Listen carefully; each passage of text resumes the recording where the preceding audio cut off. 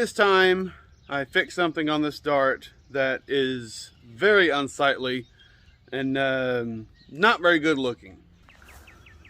The stance on this car is all wrong. The back end is down and the front end is up. So what I'm gonna do, I got a pair of Gabriel Hijackers air shocks. I have the same air shocks on the Charger. They've actually been on there for a very long time. I like air shocks, so I'm going to be putting these on, and I'm going to be adjusting the front torsion bars to lower the front end. So hopefully the torsion bar adjusters are not stuck and they'll be able to move with ease. So first thing I'm going to do is install these air shocks. So let's get this dart backed up on these ramps so I can get the air shocks installed.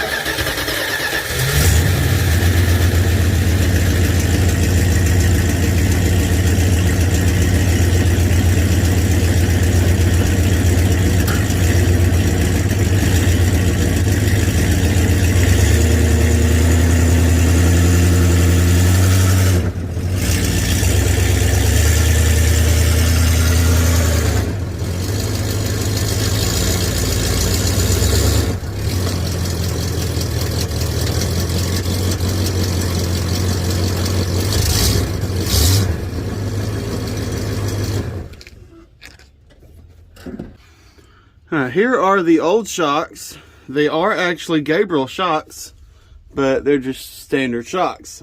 So leaf springs could probably be replaced to help bring the back end up, but I'm a fan of air shocks, so we're going to use air shocks. So let's get them off.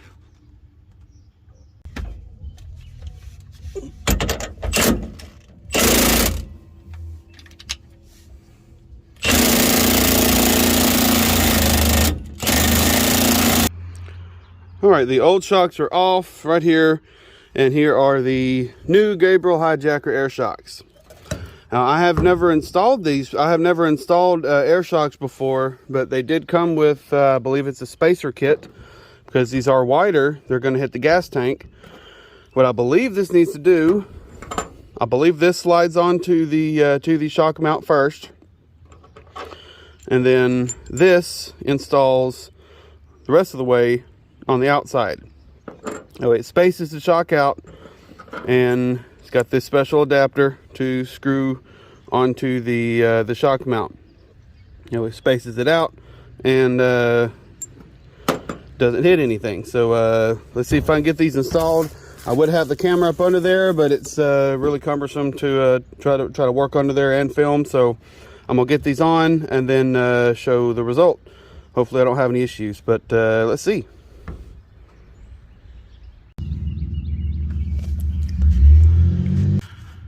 All right, the air shocks are on and the airline is routed. Let me get a close-up of how the spacers go on in case anybody's wondering. I took that bottom washer off of the stud, put the spacer on, and put that washer back on the stud, and then was able to tighten it up with that top nut that they included. So there it is, just in case anybody was wondering how that spacer actually attaches on there. And it doesn't hit anything. The shocks are looking nice. I got the airlines routed, going down the side of the gas tank on both sides. Going into the frame rails like this on both sides. And going out the back.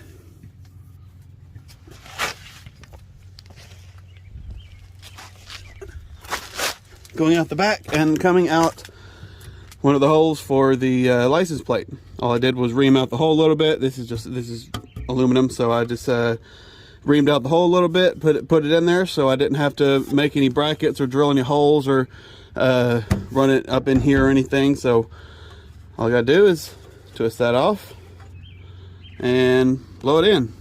So there we go. So let's test them out. All right, I just did a quick test on it and it wasn't working, and found out that the valve core in here was actually too far in, and it wasn't pushing the little piece in the center right there to actually let the air go in. So I had to use my bench grinder and shave down the end of this plastic just a little bit for it to actually engage. And a good measurement is, this is a valve stem tool.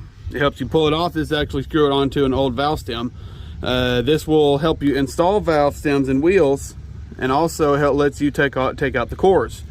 If you can stick this in, and if it locks into that valve stem core, then it's good.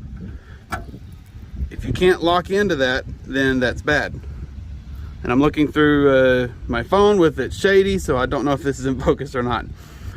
But yeah, it wasn't working, so I had to shave that down. So now let's set up the camera and see what these air shocks look like. Okay, first let's get a look at the wheel where it is. You can't see the top of the tread, and it's right at the base of the tread on the sidewall. So let's set up the camera.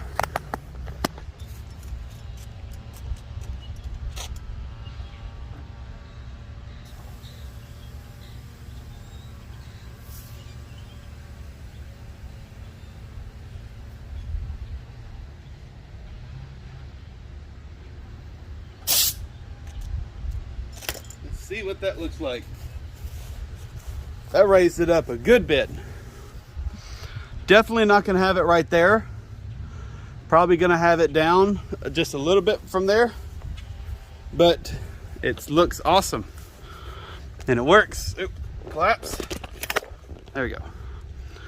Now we are way above the tread. Versus right here, right about there to there. So that is a big improvement. Now, to lower the torsion bars in the front. I'm probably gonna have the back probably about right here, probably down about 1 inch. But this is all the way up. So let's get to that front. All right, here we are up under the dart and showing you where to adjust the torsion bars is that bolt right there. And it is a 3/4 inch bolt, the socket you need. And you need to be careful, because a lot of times on these cars that haven't been touched in ever, those adjusters can be frozen, and you have to be very careful taking them off or you're going to break them. I did a little test on these, and these are actually free, which is very surprising and very nice.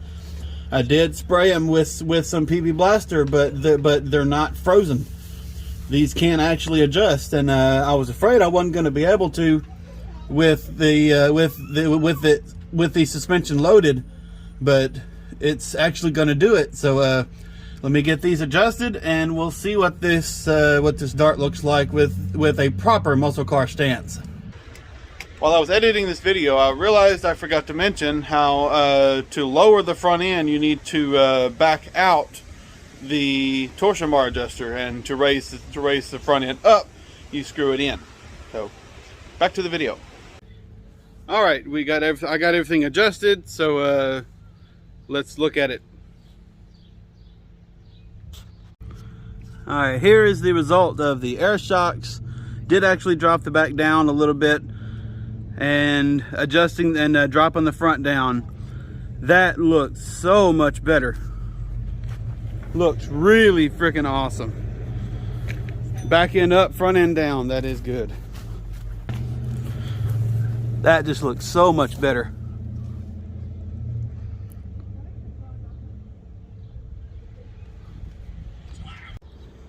Well, there it is. The Dart officially has a muscle car stance.